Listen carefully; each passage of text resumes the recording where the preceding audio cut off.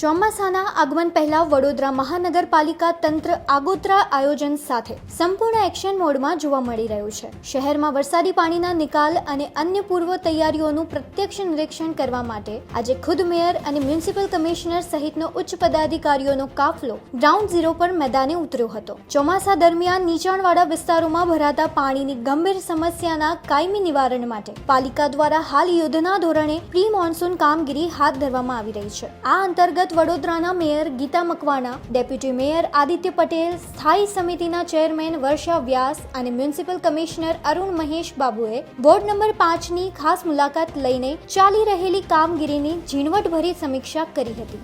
વડોદરા મહાનગરપાલિકાના પદાધિકારીની ટીમ મેયરશ્રી સાથે, અધિકારીગણ સાથે અને સ્થાનિક કાઉન્સિલરશ્રીઓ અને સંગઠનની ટીમ સાથે આજે પૂર્વ ઝોનના વિવિધ વોર્ડમાં ફરી રહ્યા છે।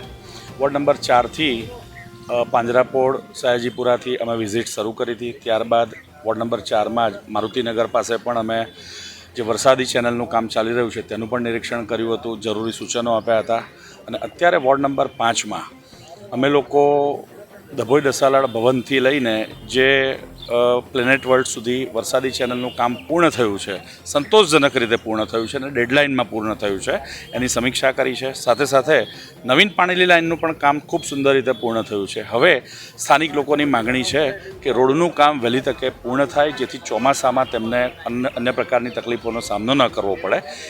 એ અંગે અધિકારીને વહેલી તકે સમય મર્યાદામાં રોડનું કામ પૂર્ણ કરવા માટેની પણ સૂચના આપી છે। ડ્રેનેજ લાઇન અને કાંસની સફાઈની વ્યવસ્થાઓની ચકાસણી કર્યા બાદ કમિશનરે સંબંધિત વિભાગના અધિકારીઓને પ્રી મોન્સૂન કામગીરી સમયસર પૂર્ણ કરવા અને લાઇનો ડાયવર્ટ કરવા અંગે કડક સૂચનાઓ આપી હતી। તંત્રનો મુખ્ય ઉદ્દેશ આગામી ચોમાસામાં નાગરિકોને મુશ્કેલી ન પડે તે સુનિશ્ચિત કરવાનો છે। પાલિકાના હકારાત્મક પગલાંમાંથી ચોમાસામાં પાણી ભરાવાની સમસ્યા ટળશે। જોતા રહો ગુજરાત વંદન। ધન્યવાદ।